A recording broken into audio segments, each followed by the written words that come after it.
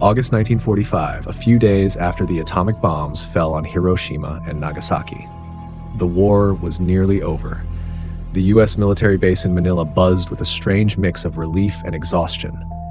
For Lieutenant David Miller, a young intelligence officer hardened by too many scenes of death, it was cleanup time. And cleanup meant sifting through the forgotten, missing units, unverified reports, and the kind of ghost stories soldiers whispered when the lights went out. One file caught his attention: Japan's Oni 731 detachment. Not because they were elite, but because of how they disappeared. A battle-hardened unit like that doesn't just vanish. The last report from a nearby outpost mentioned only abnormal radio interference and unidentified explosions somewhere in the Luzon mountains. Miller suspected they destroyed themselves testing some secret weapon. He proposed one last recon mission: head to the coordinates, gather evidence of the Japanese experimental program, and close the case for good. A simple mission, practically a picnic compared to what they'd been through. He assembled a 6-man team, the best he had left. Sergeant Frank Sully Sullivan, a burly Brooklyn bruiser, heavy weapons expert who treated his bar machine gun like a wife. Private Carter, a wiry radio operator who could pick up a signal from a busted transmitter in a typhoon. Doc Henderson, a quiet combat medic who'd seen too much to believe in God anymore. And 2 Marines, Riggs and Colby, adrenaline junkies who only felt alive when death was breathing down their necks.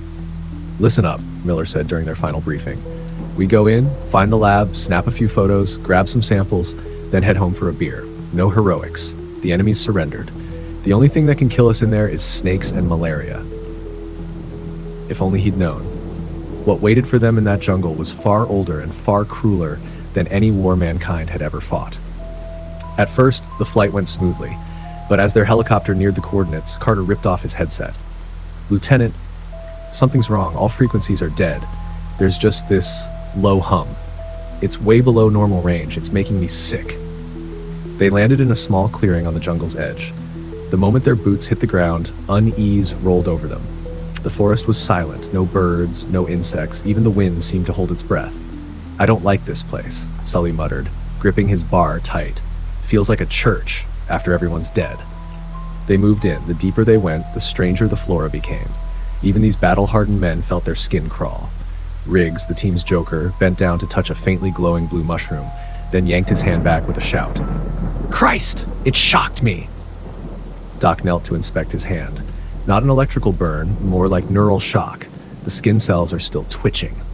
The deeper they ventured, the clearer the signs became. Abandoned Arasaka rifles, spent shells, a samurai sword jammed upright into the soil. "They were here," Miller muttered, marking the spot on his map. "But where are the bodies?" Carter suddenly pointed to a grayish tree trunk. "Lieutenant, look at that." Carved into the bark were strange symbols, not Japanese, not any human language. They looked geometric, almost like circuitry diagrams. But the horrifying part was that they were healing.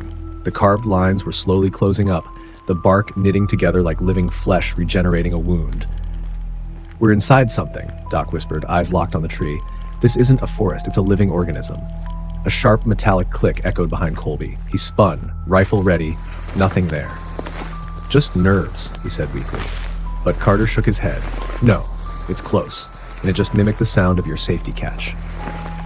Then, silence shattered. It appeared among them, not from the shadows but out of thin air, as if reality itself glitched. The Harvester. Its black, matte skin absorbed the light around it. Clusters of crystal on its shoulders rotated slowly, emitting that same low-frequency hum Carter had heard on the radio. For one frozen heartbeat, no one moved. They didn't even know where to shoot. It had no eyes, no heart, no face. Sully broke the paralysis. The bar roared to life, deafening in the quiet.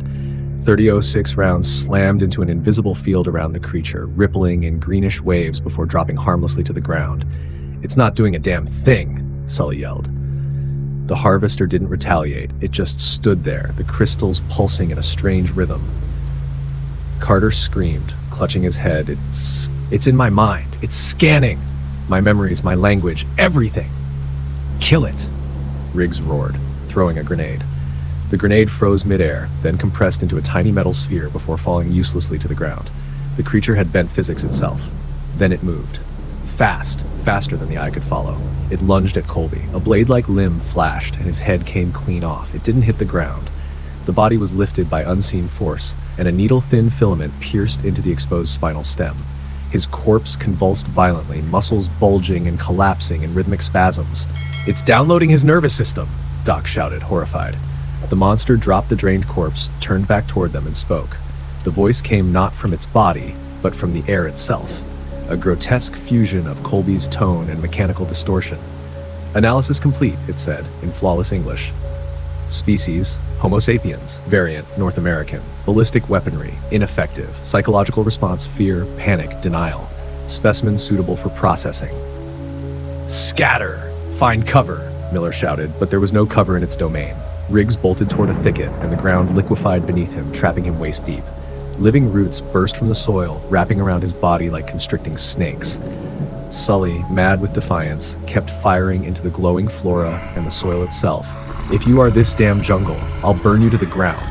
The harvester reacted, enraged. It ignored Miller and Doc, charging straight at Sully.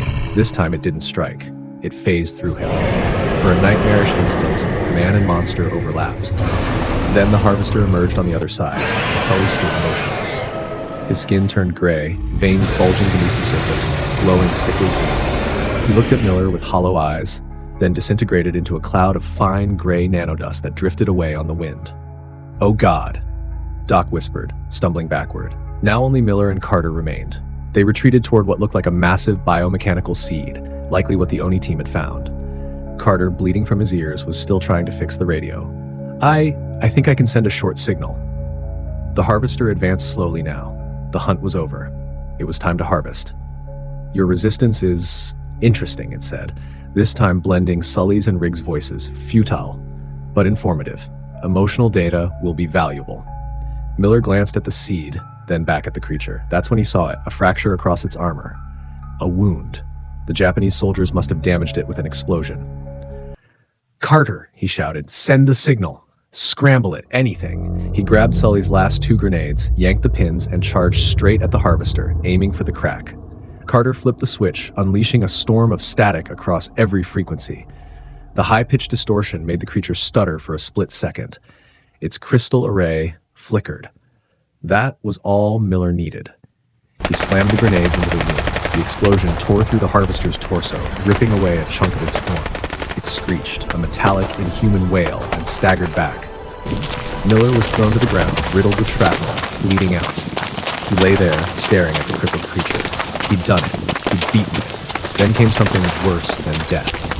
The seed behind them opened, an iris-like door peeling apart and stepped not 1, but 3 more harvesters, identical to the first.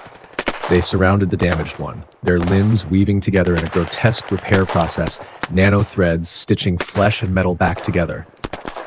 One of the new ones turned toward Miller. It loomed over him, crystals glinting coldly. "This specimen demonstrates adaptive and tactical sacrifice," the voice droned. "Mark as high priority for assimilation." Carter, panicked beyond reason, managed to transmit a brief, desperate message before another harvester crushed both the radio and his hand. At the Manila base, a young radio operator jerked upright. Amid the static, a faint, distorted signal broke through. He filtered the noise, heart pounding, as a terrified American voice repeated one phrase before abruptly cutting off. "Not Japanese weapons. They're coming. They're coming. Don't come here. Dear God, they're not here to fight. They're here to harvest." Then, silence. The operator filed the report, possibly atmospheric interference, maybe just fatigue-induced hallucination. He stamped it, "needs verification," and set it aside where it would be forgotten for decades. Over the skies of Luzon, the war was over. But beneath the earth, in that twisted jungle, another war had just begun its next phase.